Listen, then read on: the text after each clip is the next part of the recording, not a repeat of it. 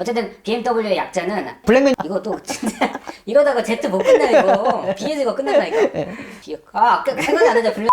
아무튼.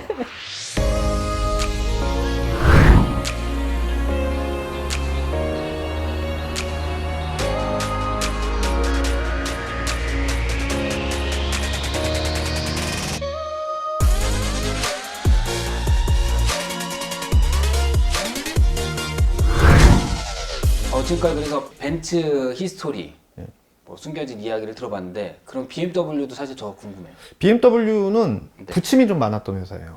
부침. 네. 네. 그러니까 도산 위기도 생각보다 굉장히 많았고, 네. 그러니까 벤츠는 어떻게 보면 탄탄대로를 걸어온 회사인데, 네. BMW 같은 경우에는 중간중간에 부침이 워낙 많았죠. 원래는 이 회사는 자동차를 만들던 회사가 아니라 네. 엔진을 개발하는 회사로 시작을 했죠. 맞아요. 네, 비행기 엔진도 만들고, 그리고 BMW가 이제 결정적으로 이제 커지게 된 계기가 1차 대전 때 네. 바이크가 등장을 하면서 전쟁의 그 판도가 바뀌거든요. 맞아요. 네, 그러면서 그때 등장한 게 이제 미국 쪽에서 할리 데이비슨이 있었고, 네. 이런 회사들이 바이크를 가지고 전장에서 어떤 기동성을 따질 때 네. BMW의 그 모토라드가 이제 등장을 하면서 네. 전쟁의 어떤 흐름을 바꾸게 되죠. 맞아요. 네. 사실 BMW는 자동차를 생각보다 좀 늦게 만들었었어요. 네. 그리고 자체 모델을 갖고 있었던 게 아니라 네.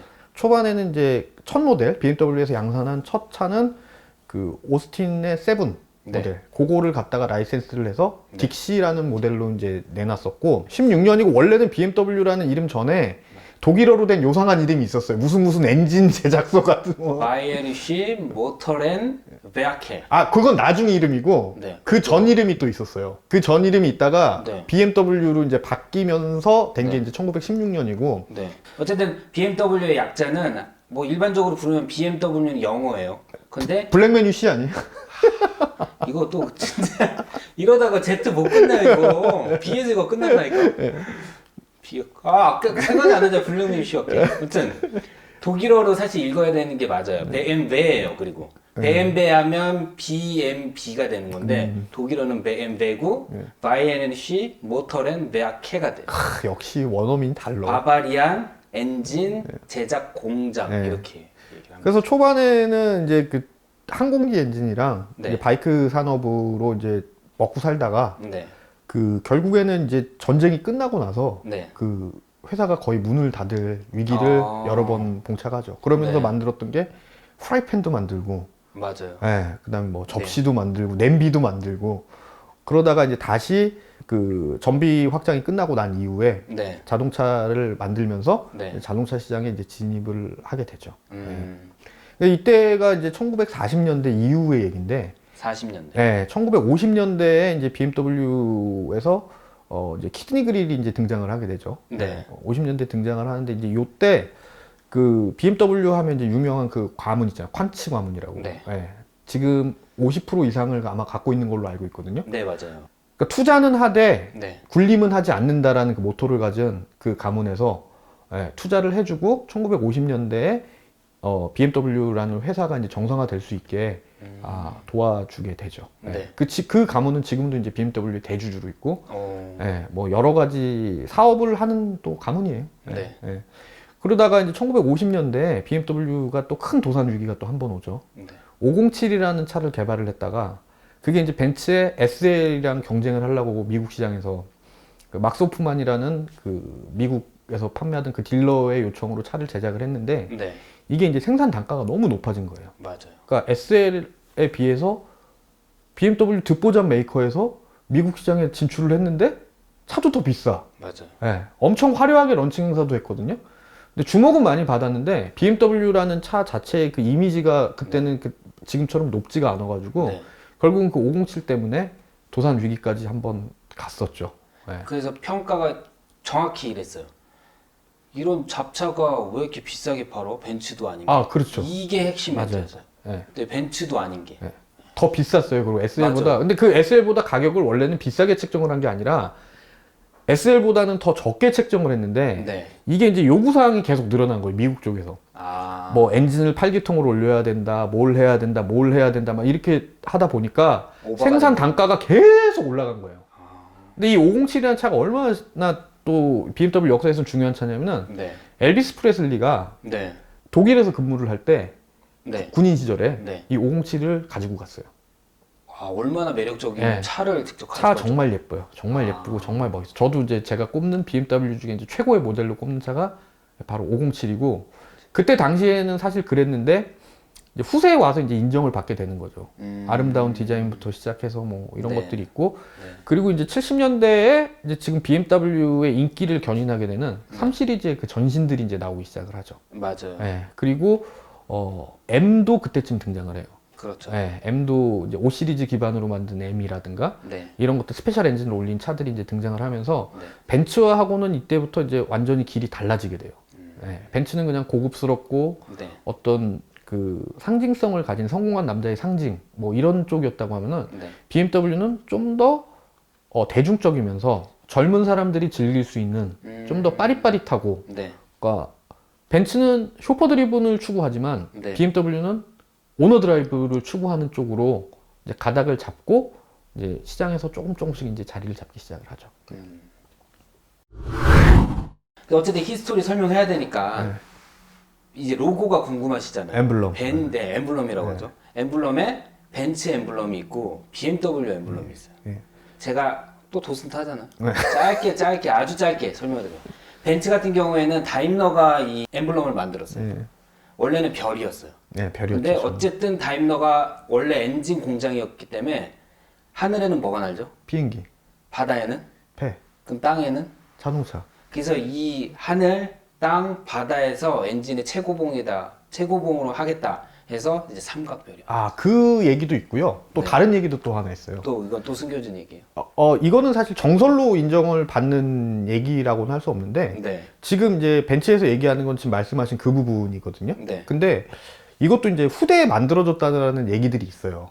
네, 근데 원래는 그 벤츠가 이제 삼각별을 얘기를 하잖아요. 네. 그 삼각별이 각각 칼 벤츠, 고프리트 다임러, 비렐름 마이바흐 이 세 사람의 그거를 상징을 한다라는 네. 얘기도 있어요. 아, 네.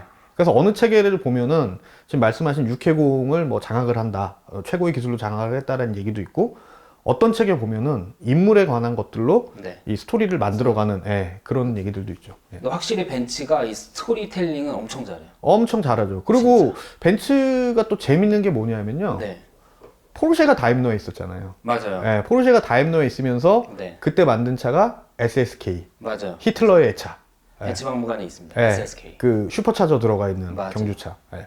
그래서 그거를 포르쉐가 이제 개발을 할 때 네, 엄청 고생을 많이 했다 그래요. 네, 무게 배분부터 시작해가지고 기존에 있던 스펙을 가지고는 네. 도저히 만들 수 없는 차를 만들어냈다고 하는데 결국에는 이제 포르쉐는 이제 또 나치가 생기면서 이제 위로 또 올라가게 쫓겨나기도 했어요, 예, 다행히. 맞아요. 다임ler에서 쫓겨났죠. 맞아요. 예.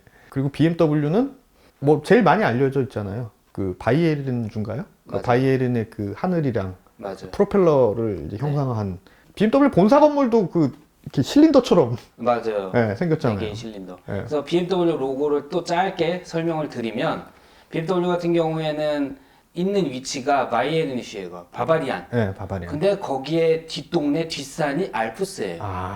그래서 거기에 상징적인 그쪽의 문구가 흰색 만년설. 예, 맞아요. 그리고 푸른 창곡에 하늘색을 걔네 이제 상징 문구를 쓰는데 이제 BMW에서는 그거하고 항공기 엔진을 만든다고 하니까 프로펠러 형상의 두 개를 결합해서 만들었다고. 근데 실제로 2차 대전 때 엔진 공급을 보면요. 네, 벤츠가 훨씬 많이 공급을 했어요. 맞아요. 예, 그러니까 BMW는 걔네가 B3 시리즈인가 해가지고 전투기용이나 항공기용 엔진을 따로 제작을 했었는데 네, 이미 그 2차 대전이 벌어졌을 때 네, 독일 군수업체에 그 동력이 들어간 것들에 네, 대해서는 벤츠가 거의 독점하다시피 했고 네, 여기서 이제 제가 재밌는 거를 하나 본 건 뭐냐면은 네, 마이바흐가 이제 엔진 개발자로 유명하잖아요. 맞아요. 예, 근데 그 독일에서 당시에 그 SAW라는 그 군용 트럭이 있었어요. 네, 제일 많이 썼던 트럭. 그걸 이제 마이바흐가 개발을 했는데 네, 네. 이게 전쟁이 끝나고 나서 독일의 그 어떤 경제를 부흥시키는 역할을 굉장히 많이 했다 그래요. 그러니까 민수용으로 컨버전이 되면서 군용이었던 게. 마치 지프 같은 네. 느낌이네. 근데 비렐름 마이바흐 아니면 마이바흐 하면 우리는 고급스러운 차를 생각을 하잖아요. 그렇죠. 이 사람이 트럭을 만들었다고? 상상이 안 네, 상상이 안 가죠. 네. 근데 그때는 이제 뭐 엔진을 개발을 하면은 자동차 엔진도 있고 네. 항공기 엔진도 있고 심지어 전차 엔진까지도 만들었어요. 맞아. 사실 마이바흐는 뭐 지금 고급으로 다 포장이 돼 있는데 네. 경영도 힘들었고 뭐 이런 상황을 거쳐서 다 만들었어요. 그렇죠. 다 만들었죠. 다 만들었어요. 네. 그리고 BMW는 그 중에 제가 기억하는 걸로 이 밀떡들이 좋아하는 얘기들인데 네. 아마 융커스 폭격기인가 그거에 들어가는 엔진을 네. 이제 BMW가 이제 공급을 했었죠. 네. 맞아요. 네. 그래서 제가 알기로는 벤츠가 정말 이런 군수물자를 많이 공급을 했는데 초반 1차 세계대전에는 BMW도 굉장히 공격적으로 바이크 다양하게 엄청 바이크는 거의 독점이었죠. 맞아 그때는. 만들어냈는데 핵심은 너무 과하게 성능을 높였었어요. 그래서 사고도 많이 났고 조정할 운전자가 없었다고 합니다. 어쨌든 뭐 둘 다 2차 대전 전범 기업. 결론적으로는 저는 볼게. 네, 전범 기업. 우리나라 사람들이 좋아하는 키워드죠. 전범 기업. 전범기. 예. 근데 우리나라에서 인기 되게 많잖아요, 속에다. 그게 또 이게 아이러니한 예. 그러니까 뭐 일본 브랜드들 하면은 이제 빠지지 않고 나오는 그 전범 기업의 얘기인데 저는 이제 그렇게 생각을 해요. 지금 20세기 후반에 오면서 이제 네. 글로벌 시대가 됐잖아요. 네네. 그러면 이 전범 기업이라는 기준도 사실은 승전국에만 기준이 있는 거잖아요. 만약에 그 그렇죠. 전쟁에서 나치가 이겼다고 하면은 네. 미국 브랜드들이 지금 다 전범 기업이 될 수도 있는 거잖아요. 그렇죠. 예, 뒤집어서 얘기하면. 맞아. 뒤집어서 얘기하면. 그래서 그게 그때 당시에는 뭐 군사 재판이나 네. 아니면 역사의 어떤 옳고 그름을 따지기 위해서는 분명히 필요한 부분이지만 거기서부터 지금 50년 이상 흐르고 우리가 지금 그걸 다 누리고 있는 상황에서는 네. 제품을 선택할 때 뭐 전범 기업이다 이렇게 얘기하는 것 자체가 저는 좀 굉장히 후진국적인 마인드라고 생각을 합니다. 저도 사실 동의합니다. 예. 사실 BMW 하면 그 키드니 그릴 굉장히 유명하잖아요. 네. 저는 그 키드니 그릴에 대한 생긴 이유를 알고 있거든요. 예. BMW 박물관에 가면 사실 처음으로 모델이 나온 게 BMW 328 모델. 맞아요. 예. 그래서 앞에가 이렇게 꺾여 있는데 왜 그거를 만들었냐고 거기에 또 도슨트가 있잖아요. 그래서 물어보니까 레이싱에 이기려면 그 당시에는 에어로다이내믹 디자인을 컴퓨터로 설계하지 않고 그냥 눈으로 봐서. 눈으로 봐서 눈대중으로 하는 건데 이렇게 꺾으면 그나마 조금 바람의 저항이라든지 흐름을 잘 타겠다. 그래서 키드니 그릴이 원래 크게 합쳐져 있는데 그걸 유선형으로 꺾으면서 이제 두 개가 된 거죠. 세로형. 사실 이제 BMW에서는 그 키드니 그릴을 계속 쓸 생각이 없었다 그래요. 초반에는요. 네. 그래서 그 BMW 하면 지금도 이제 빠지지 않는 그 퀀츠 가문에 네. 그 일대 그 할아버지 말고 아들 퀀츠가 시각장애인이었대요. 그 키드니 그릴을 보고 이거를 좀 우리가 가진 어떤 아이덴티티로 했으면 좋겠다. 네. 지금 말씀하신 그런 내용들이 다 포함이 되면서. 네네. 근데 그때 당시에는 에어로다이나믹 뿐이 아니라 자동차 디자인도 네. 기능적인 것만 할 때거든. 맞아요. 그래서 이거를 디자인적으로 어떻게 할지 아무도 생각을 못 했는데 결국에는 그 퀀츠가 이걸 이제 밀어가지고 네. 지금까지 이제 그 BMW 하면 이제 키드니 그릴 아이덴티티가 된 거죠. 근데 이제 중요한 거는 그걸 밀었던 사람이 시각장애인이었다는 거예요. 되게 놀라운 히스토리인데. 근데 지금 이제 아이덴티티가 어쨌든 과거로 돌아왔어요. 그치, 옛날엔 길었죠, 이렇게. 네, 과거로 돌아온 거예요. 근데 근데 이걸 바가지로 보면 이게, 이게 하천에서 보이는. 그랬답니다. 이게 사실은 이제 BMW의 이제 21세기 방향성하고도 사실은 좀 연관이 있어요. 왜냐하면은 1950년대, 결국 BMW는 1970년대 중반 이전까지는 사실 자리를 제대로 못 잡았었거든요. 맞아요. 그래서 벤츠가 중간에 한번 또 인수를 하려고 그랬었고, 퀀츠 가문이 들어와서 이제 자금은 대줬는데, 생각만큼 이제 차가 많이 안 팔려서 이제 고전을 많이 했었어요. 도산 위기가 그래서 여러 번 있었는데, 네. 90년대 중반 이후에 이 자동차 시장이 재편이 되면서, 네. 마케팅의 역량이 강화되면서, 네. BMW는 거기에다가 투자를 많이 하기 시작한 거예요. 네. 그래서 마케팅의 역량을 강화하고, 그래서 뭐 외국 포럼에는 그런 얘기도 있어요. 요즘 BMW가 옛날 같지 않다라는 이유에 대해서 얘네들이 마케팅에다 너무 몰빵을 하니까 개발비가 없어서, 네. 개발비가 부족해서, 아니면 혹은 개발 부서에 자금을 예전만큼 많이 안 대줘서 그냥 기존에 있던 거 가지고 재활용을 하거나 최소한의 변화만 주고 새 모델처럼 얘기한다. 이런 얘기들도 사실은 그 팬들 사이에서는 좀 많이 흘러나오고 있어요. 네. 그게 이제 어떻게 보면은 이제 벤츠하고의 가장 큰 차이점이라고 할 수 있겠죠. 근데 벤츠는 또 어떤 얘기가 있냐면은 네. 차가 점점 중국스러워진다는 얘기가 있죠. 맞아. 그거. 예, 그러니까 중국 시장을 너무 의식한 나머지 이 옛날에 벤츠가 가졌던 그 고고하고 고상하고 묵직하고 럭셔리한 느낌이 아니라 네. 중국 사람들이 좋아할 만한 약간 가벼운 느낌 쪽으로 좀 흘러가고 있다라고 얘기는 하는데 BMW도 그렇고 벤츠도 그렇고 이 판단은 지금 할 게 아니라 앞으로 또 10년 후에 자동차 시장이 또 편제가 될 거 아니에요? 네네. 그때 가서 이제 돌아보고 이제 판단을 하는 게 맞을 것 같아요. 네. 저도 독일 사니까 독일 엔지니어 분들을 많이 아는데 중국 마케팅이라든지 중국 설계팀 따로 있어요. 네. 아시아 라인이라고 한국 팀, 한국에서도 엄청 많이 팔아주는데 중국 시장을 따로 공략하니까 그래서 중국 유학생들이 기계공학 공부해가지고 벤츠 취직 엄청 잘 됩니다. 그러니까 한국 시장이 아무리 많이 팔린다고 해도 네. 그래도 중국 시장 반도 안 될걸요 아마? 맞아요. 네. 공장 가면 다 출국하는 국가가 써 있는데 C가 제일 많아요. C가 어디? 차이나. 맞아요. 네. C가 제일 차이나. 아, C는 코리아 아니에요? 독일에서 보면 C. 많아요. 코레아. 아, 코리아. 네. 자, 그래서 계속해서 BMW하고 벤츠 이야기를 하는데 예. 그러면 자칼님이 예. 자유로 칼치기. 네. 아니요, 자동차 칼럼니스트. 억분이 자칼입니다. 억분이 자칼. 독일 브랜드 얘기하면. 너무 많아. 자유로 칼치기. 그러면 자칼님이 예. 꼽으시는 벤츠에서 두 가지 핵심 모델이라든지 가장 인상 깊었던 두 가지 모델이 있을까요? 예, 저는 이제 SL을 굉장히 좋아했거든요. 네네. 파고다라고 이제 네. 얘기를 하죠. SL63AMG는 제가 이제 자동차 쪽 일을 하면서 네. 가장 잊을 수 없는 경험을 저한테 줬던 차예요. 잊을 수 없는 경우. 예. 그럼 남자라면 차 안에서 잊을 수 없는 경우 하나밖에 없잖아요. 이 사람이 머리에 그 음란마귀가 들어있어요. 가장 딱 꽂히는 게 그거 아닌가? 아, 참고로 뭐 저는- 하지? 차에서? 참고로 저는 차에서 하는 걸 별로 안 좋아합니다. 예. 차는 온전히 운전을 하고 내가 즐기는 공간이라고 생각을 하는데 네. SL63AMG를 가지고 비공식적으로 아주 잠깐이지만 네. 그 300km의 영역을 한번 넘어본 적이 있어요. 시속 300. 예, 굉장히 무서웠었어요, 사실은. 시속 300을 제가 듣기로는 점선 차선이 실선으로 보인다는데. 그 그 정도는 아니에요? 왕가 미드나잇에 보면 그런 얘기가 나오거든요. 네. 100km로 달리면은 네. 주변에 있는 거랑 자기가 달리는 게 자연스럽게 느껴지고 네. 200km를 가면은 주변에 있는 건 멈춰 있고 나 혼자 달리는 느낌이 들고 네. 300km를 넘으면은 주변의 모든 것이 나를 향해서 달려온다라는 그런 느낌이 든대요. 사실 일부 제로의 영역도 일부 예. 겹치는. 근데 솔직히 얘기하면 저는 그 느낌까지는 못 받았었어요. 왜냐하면은 너무 긴장이 됐거든요. 아, 300을 밟는다. 예. 그러니까 250km 딱 넘어가고 나니까 그때부터 이 사람 몸의 변화가 완전히 바뀌는 거예요. 와, 네. 300을 304km를 제가 그때 304. GPS 상으로 어디서?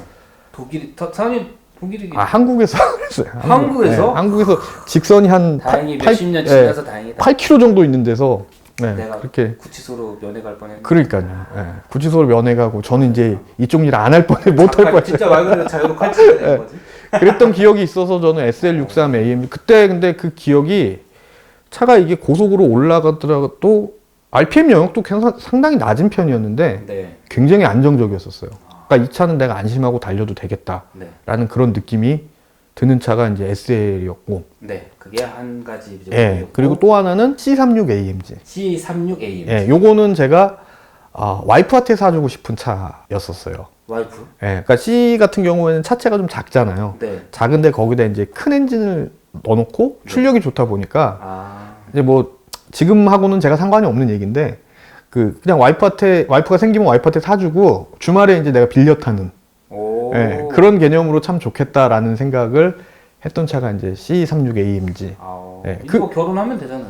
아직 생각이 없어요 별로. 아. 예, 아직 해야 할 것도 많고 모비티 열심히 해야지. 예, 그게 있고 여기서 부귀영화 누리고 C36 사고 여친한테 선물해주고 딱 끝. 그렇죠. 아, 멋있어. 근데 또 역설적으로 얘기를 하자면은 제가 탔던 차 중에 이제 최악의 차에 꼽히는 차가 또 항상 있거든요. 네. SLS예요. SLS. 예. SLS는 제가 타본 차 중에 이건 정말 잘못 만든 차다라는 생각이 되게 많이 들었어요. 디자인 설계면 아니면 설계 쪽이죠. 아. 예, 고속 주행이 너무 불안하고 네.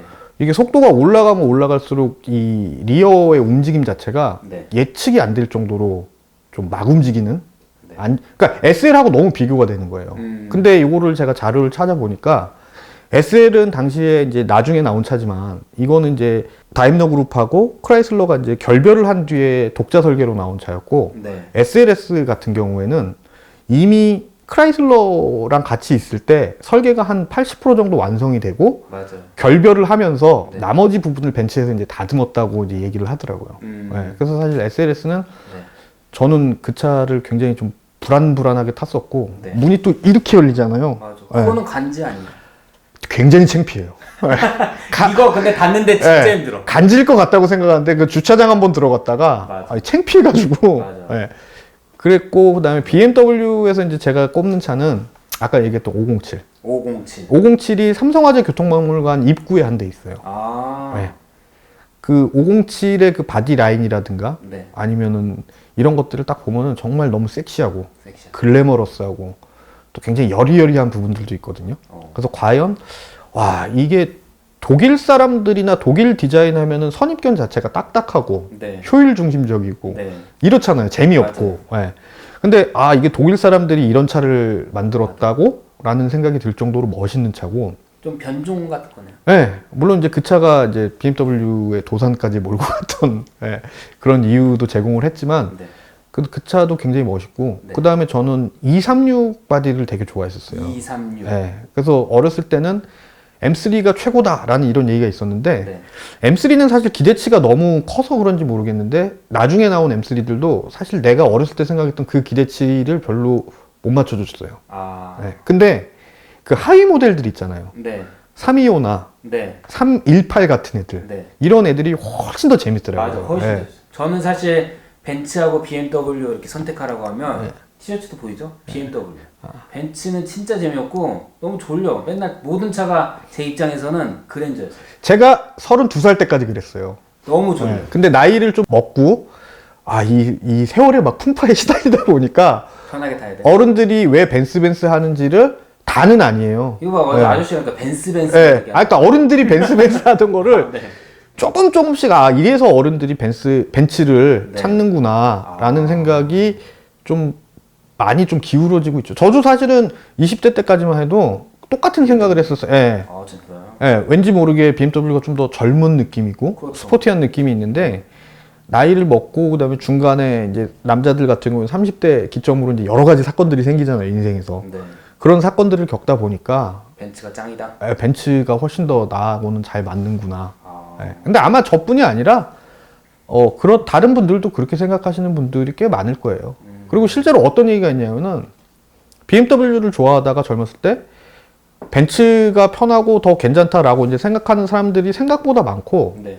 또 한편으로는 어떤 얘기가 있냐면 나이 먹고도 BMW 좋아하면은 쟤는 좀 이상한 애다 라는 그런 의견들도 있어요. 일부긴 하지만. 예. 그래서 제가 벤츠 만약에 재밌게 타라고 하면 A45 모델하고 네. 아니면 AMG GT는 좀 재밌었어요. AMG GT는 명차죠. 기가 막히죠 아주. 그 외에는 그랜저 다 졸려. 난 다 졸려. 실제로 이제 차를 설계를 할 때 보면은 그 기계공학이랑 자동차 전공하셔서 아시겠지만 네. 그 모든 그 기계로 만드는 거에는 보면 이제 세프티 팩트라는 게 있잖아요. 맞아요. 예, 허용치. 허용치. 그 허용치를 가장 높게 설정하는 회사가 자동차 회사 중에 벤츠가 가장 높게 설정을 한다고 해요. 예, 예전에는 한 80%, 70%까지도 설정을 했다고 얘기를 네. 하더라고요. 근데 반면 이제 BMW는 반대로 자기네들이 갖고 있는 걸 가지고 네. 극한까지 몰아내는 걸 굉장히 잘했어요. 극한. 예, 쇼스트로크에 이 빠릿빠릿한 반응에 네. 고회전 막 빵빵 돌릴 수 있는 이런 것들. 그래서 벤츠는 전통적으로 차들을 보면은 네. 고회전 엔진을 가진 차가 없어요. 대부분 옛날 차들은 6000rpm? 많이 써야 6500rpm 정도밖에 안 쓰는데 네. BMW는 꼭 굳이 M까지 안 가더라도 옛날 뭐 328이나 뭐 요즘 차들은 이제 터보라 조금 달라지긴 했지만 네. 그래도 7000rpm 이상 쓰는 엔진들이 굉장히 많았거든요. 네. 거기다 쇼스트로크. 맞아. 예, 쇼스트로크 이 맛보면 못 빠져나오거든, 진짜. 그 반응이 달라서 네. 맞아요. 그런 부분이 좀 사실은 좀 차이가 있죠. 예. 어쨌든 근데 한국에서 벤츠하고 BMW 진짜 많이 팔리잖아요. 예. 독일에서도 슈투트가르트 이런 잘 사는 동네 빼고는 보기가 힘들거든요. 네. 이런 국산차잖아요, 독일에서. 근데 한국에서는 마케팅을 잘해서 그러면 벤츠하고 BMW가 잘 팔립니다. 일단 벤츠하고 BMW는 카푸어를 양산하는 제일 1등 공신이라고 할 수 있겠죠. 카푸어. 네, 카푸어.